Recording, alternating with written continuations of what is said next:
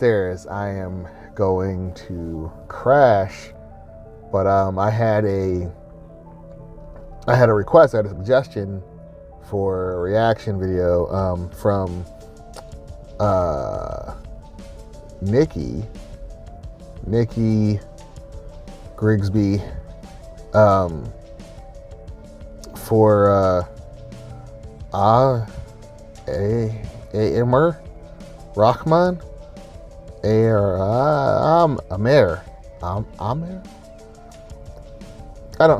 I don't mean to be dismissive. Sorry. Aamer, probably Rahman. From Fear of a Brown Planet. The bit is called Reverse Racism. And yeah, also I want to get this. Earlier, this was a whole separate video, but earlier the upstairs neighbor's dog was like barking like forever. So that was like, I don't even want a chance having that be a thing now. But Aamer Rahman, Fear of a Brown Planet, Reverse Racism. A lot of people don't like my comedy. A lot of white people don't like my comedy. A lot of white people say this to me. Hey, Aamer. Hey. You get on stage, you make your jokes about white people. You say white people this, white people that. What if I did something like that, huh? What if I got on stage and I said, yeah, black people are like this, Muslims are like that. You'd probably call me a racist, wouldn't you? And I say, yeah, I would. Yeah, you should never do that. That's bad for your health. They're like, well, you do that, Aamer. You do that. You get on stage. Be trying to tell you. Make your jokes about white people. Don't you think that's a kind of racism? Don't you think that's dun dun dun? Reverse racism. I said no. I don't think that's reverse racism. Not because I think reverse racism doesn't exist, right? If you ask some black and brown people, they'll tell you flat out there is no such thing as reverse racism. I don't agree with that. I think there is such a thing as reverse racism, and I could be a reverse racist if I wanted to. All I would need would be a time machine, right? And what I'd do is I'd get in my time machine, I'd go back in time to before Europe colonized the world, right? And I'd convince the leaders of Africa, Asia, the Middle East, Central and South America to invade and colonize Europe, right? Just occupy them, steal their land and resources, set up some kind of like, I don't know, trans-Asian slave trade where we exported white people to work on giant rice plantations in China. Just ruin Europe over the course of a couple of centuries so all their descendants would want to migrate out and live in the places where black and brown people come from. But of course, in that time, I'd make sure I set up systems that privilege black and brown people at every conceivable social, political, and economic opportunity. The white people would never have any hope of real self-determination. Just every couple of decades, make up some fake war as an excuse to go and bomb them back to the Stone Age and say it's for their own good because their culture's inferior, and then, just for kicks, subject white people to colored people's standards of beauty, so they end up hating the color of their own skin, eyes, and hair. If, after hundreds and hundreds and hundreds of years of that, I got on stage at a comedy show and said, hey, what's the deal with white people? Why can't they dance? That would be reverse racism. Marvin, thank you. You've been great. Good night. Wow. Okay. All right. Yo, it's funny because all right. So, thank you very much for the suggestion. I didn't laugh a lot because it's just, for me, this is just plain facts. Like, I wanted to, oh shit, I still got this one. It's just what it is.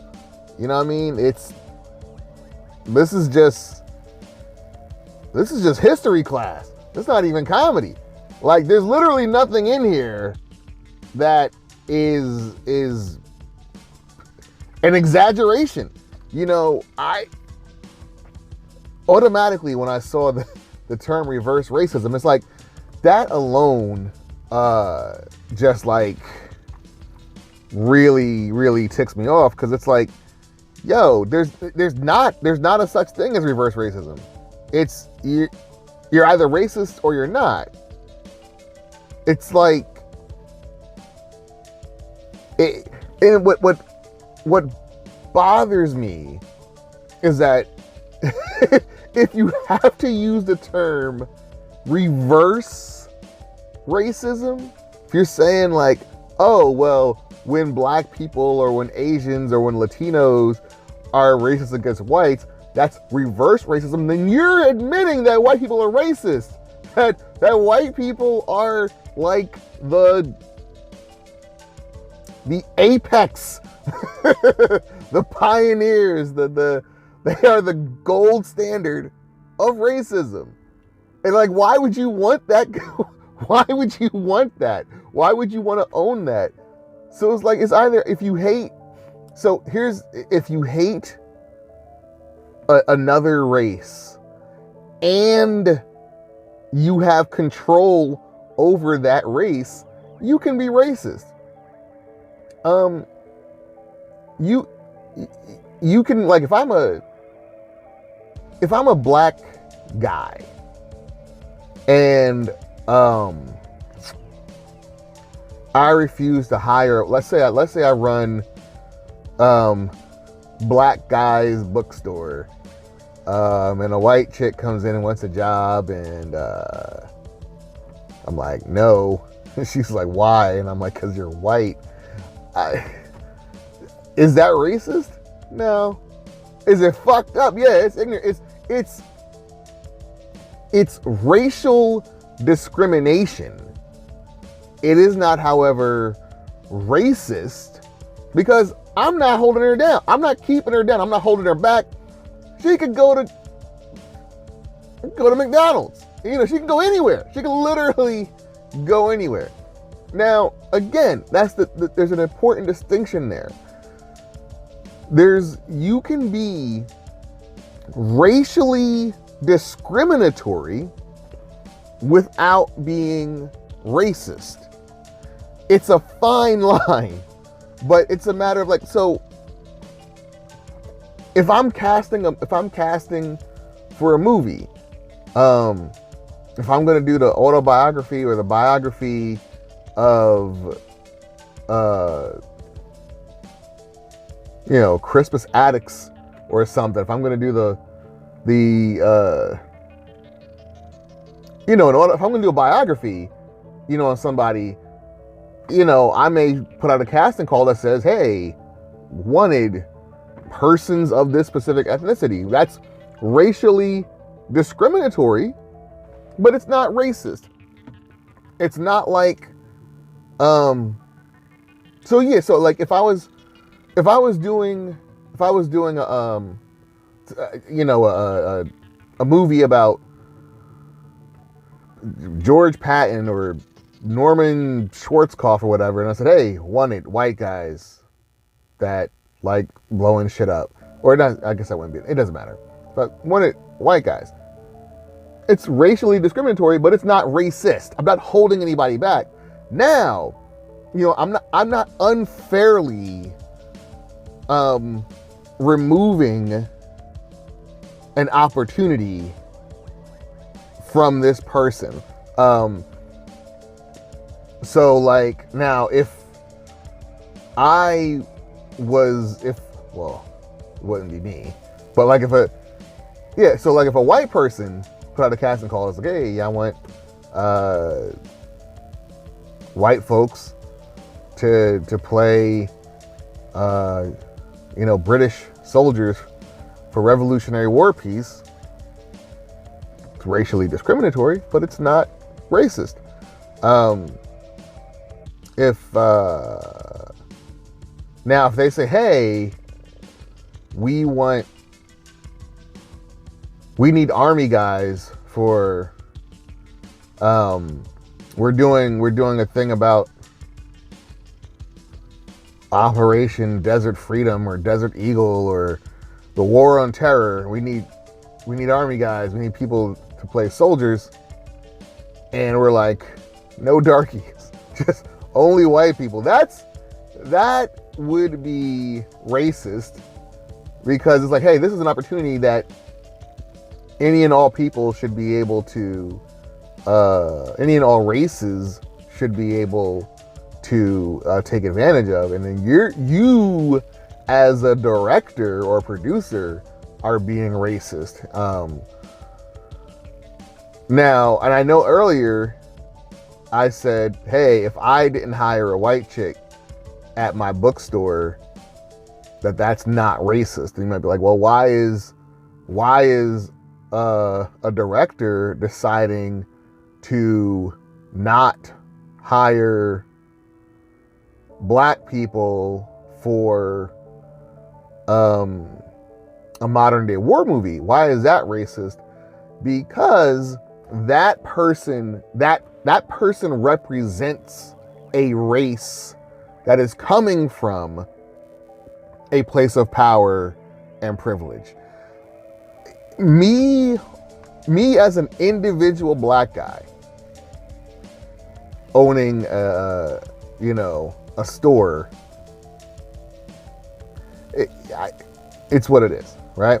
Now, let's say I'm a doctor and I'm like the only doctor or whatever. If I'm a doctor, I'm a black doctor, and I perform heart transplant surgeries, or I perform some other,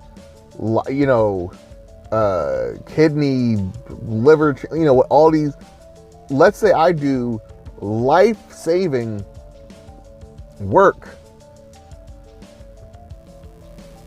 but I say, hey, I'm not going to work on you, white person. And they say, why not? And I say, because you're white, which I would have thought you gathered from me calling you